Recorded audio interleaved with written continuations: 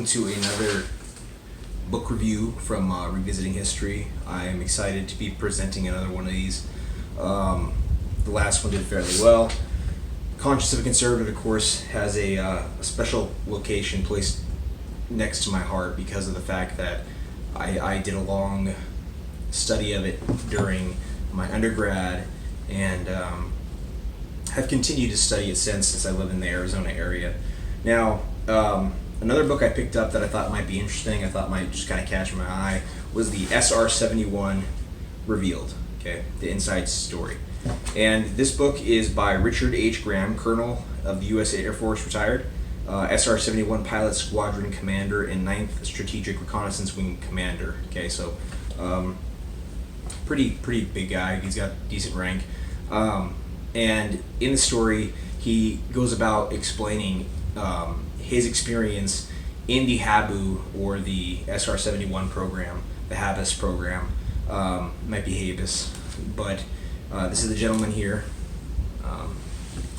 Doing a little bit of backup research, I found out that these things actually were one of the first planes that you can actually get into, fly up and see the curvature of the Earth.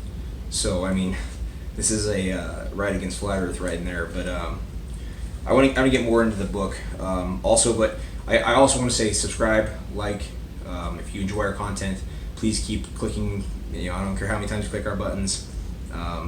Click them all, click them fast. Put it on double speed and recommend it to a friend. That's the biggest thing you can do because it helps us get out on YouTube and helps us get more subscribers and more people. The more people we get, the more funding we can get. The more funding we get, of course, the more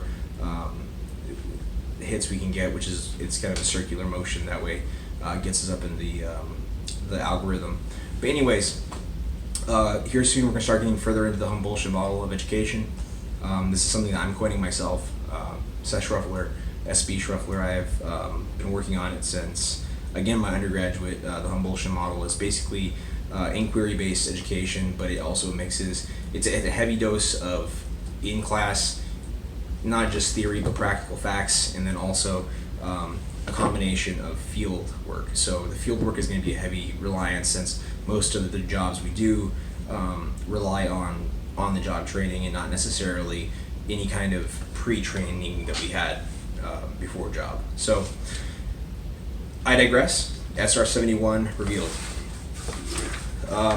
I always go through these books and I try and highlight the most important information that I think is going to make you more intelligent from the book without having to give you too much of the details. One of the first things I found out was the intelligence community became enchanted with overhead satellite reconnaissance, and because of this, the SR-71 was not basically moved up. The SR-71 was first used to be doing reconnaissance. It didn't have wet arms on it. It basically was a reconnaissance airplane that was very quick, could reach altitudes that were unheard of, and I think in here at some point it says something about being able to move altitudes or just adjust the angle of the actual SR-71, and by moving the Blackbird up or down, it would be able to completely trace off the trajectory. Okay. Now, like I said, this was the SR-71 in the HABU or HABUS program that the SR-71 was in.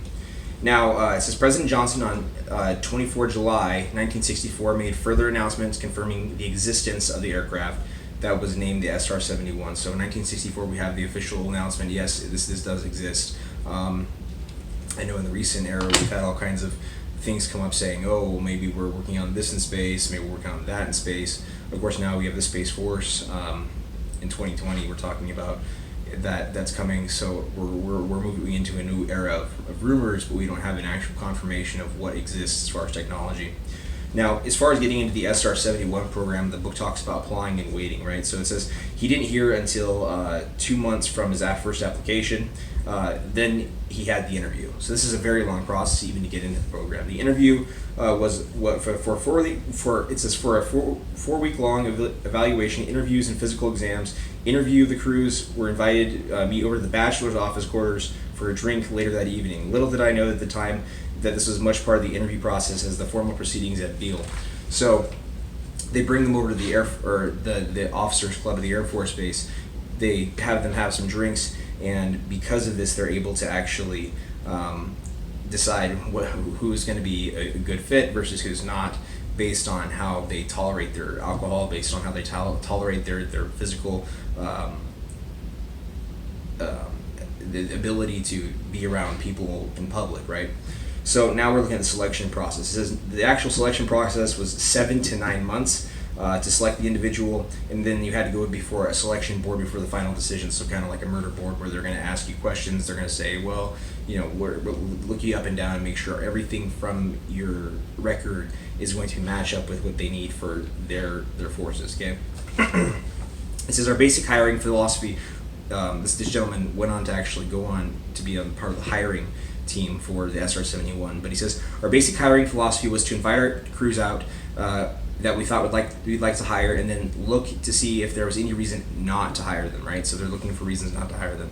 At happy hour, one gentleman criticized the SR-71's crew at the bar that night and about their appearance and how he thought their hair was too long for the Air Force standards. He might have been right, but needless to say, he didn't make it into the program. Another applicant got drunk at the officers' club and acted so obnoxious that he wasn't hired either. So we have one gentleman criticizing the crew for their out-of-standard haircuts, and just because he could criticize the crew, he was kind of weeded out.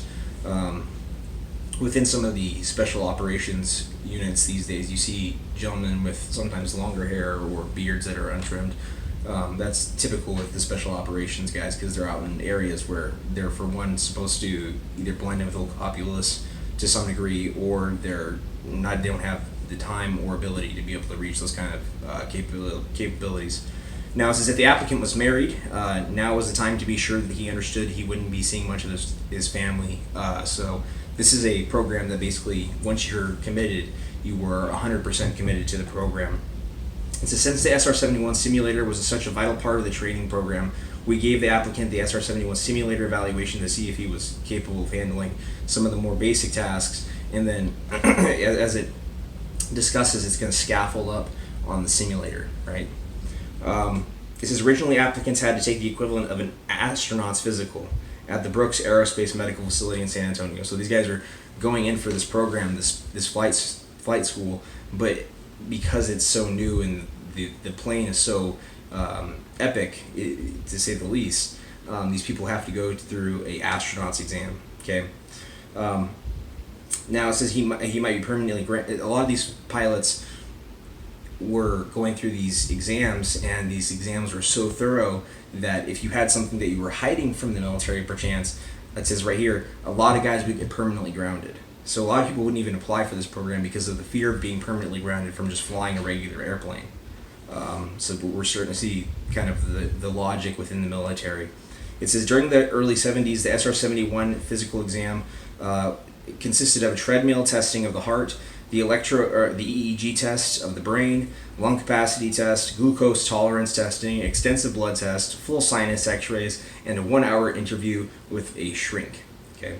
It says, then you faced a 10-month grueling training program that had no guarantees, right? So you're getting in hoping you're going to fly one of these babies, but there's no guarantee, right? You're hoping you're going to get to fly and hoping you're going to get the orange bag, right? That's the next thing we're talking about, is the orange bag. And the orange bag was, I looked at some videos, and it looks like a lot like an astronaut suit would.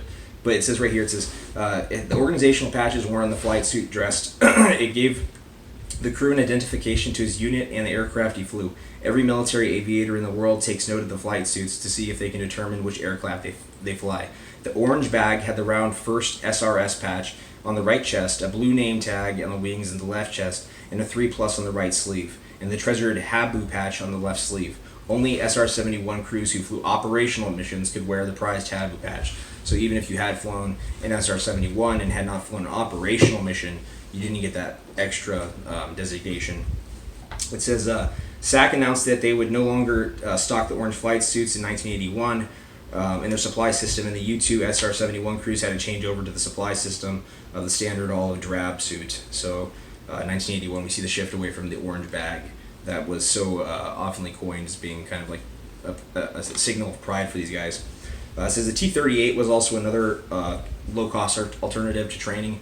They spent a lot of time in the T-38 and did a lot of pace and tracing, did a lot of training within the T-38 because it had some similarities to the SR-71. It says right here that he met his RSO captain, Don Emons. I want to try and get the names right because these are real people. These stories are important. It says the dreaded SR-170 simulator. So we see the gentleman actually get to the program, get through the murder board where they're asking him questions, get to the physical exam that actually grounds some pilots, and then he finally gets to the dreaded SR-71 simulator, which I'm not making that up, that's what it says. It says most crews received around 120 hours flying simulator missions before ever stepping foot inside of an SR-71. So 120 hours, that's, what was that, 4, 8, 12. So we got 3 full work weeks in a simulator before ever even touching an actual SR-71.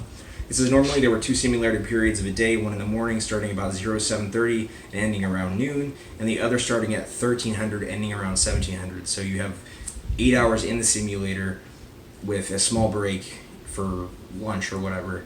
That's a pretty long day, to say the least, for a regular person. Now, the physiological support division in the pressure suit was also another large element that he hit on in the book, because if you're in a plane that's going extremely fast and at a very, very high altitude, pressure becomes a problem. So let's look at this. It says, as a physical environment, space begins at about 125 miles above the Earth. But as a physiological environment, it begins about 63,000 feet, where the atmospheric pressure becomes so flat that the fluids boil at body temperature. The main function of the pressure suit was to save your life as the extreme altitudes, temperatures, and speeds of the SR-71 flew. Above 45,000 feet, a crew member's effective performance time, EPT, is between 9 to 12 seconds without oxygen. EPT is the amount of time an individual is able to perform useful flying duties before he goes unconscious. Without a suit on at 80,000 feet and the loss of all cabin pressure or an ejection scenario, you would not survive. You would not survive. So, he goes on to explain some of the reasons. One is the bends. This is also a common issue that divers have. And he explains it. It says above 18,000 feet, it is caused by nitrogen gas bubbles escaping from body tissue and fluids.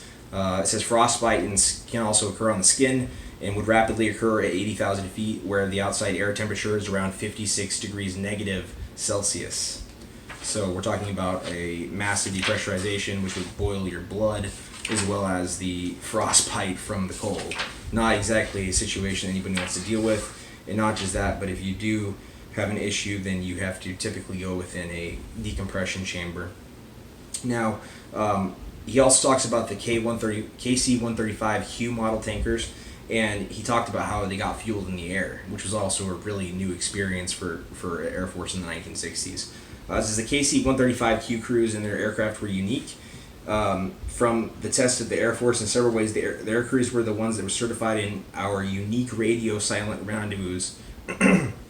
So, although there were some people that were allowed to have radio silence, these guys were significantly more, there's more leeway within their unit than within other units to have that radio silence in that rendezvous. So you have to meet up, you give the fuel, then they leave.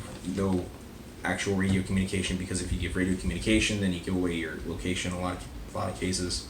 The SR-71's roots says the prime architect of the SR-71 was C.L. Kelly Johnson, head of Lockheed's Advanced Development Projects, better known as the Skunk Works. So in 1943, Kelly organized the Skunk Works as a small unit of technical production specialists to build America's first production jet fighter. It says, sadly, on 21 December 1990, Kelly Johnson died at age 80. So I'm kind of hitting on some of the major points within the book to try and leave you with the main facts. There is a lot of information in the book that is plane specific. If you are a plane junkie, you would really enjoy this book because of how much information it gives on the actual SR-71 Blackbird. But again, I'm trying to hit mostly on the story and get you interested in following up on this book and maybe even getting it yourself and trying to learn more about the SR-71 as well as this pilot and his experiences. But like I said, there is a lot of, there's even several chapters in here that are completely talking about the structure and the dynamics within the SR-71 and how the SR-71 is built. The Blackbird itself is going to be particularly interesting for many reasons, but like I said at the very beginning, in one of the videos that I'm going to include in the link, the SR-71 allows people, for one, to be able to see the actual the shape of the Earth, as well as being able to put you at an altitude that is, like I said, at this point they were looking at almost comparable to a spacesuit, right? There's a lot of photos available. I'm trying to find one that's going to be showing the suits. You can see the suits here, and that's kind of what we're dealing with. Like I said, it had to be a pressure suit, and he said that it was kind of like as far as the fit, it was more like it wasn't like crushing, but it was more like a nice snug fit. And he goes through all of the actual outfit materials, and like it's a pretty thick book. It's not terribly thick, but it's a decent sized book. It's take a look at it. It's about 200 pages, but like I said, a lot of it is really heavy into the actual structure of a plane.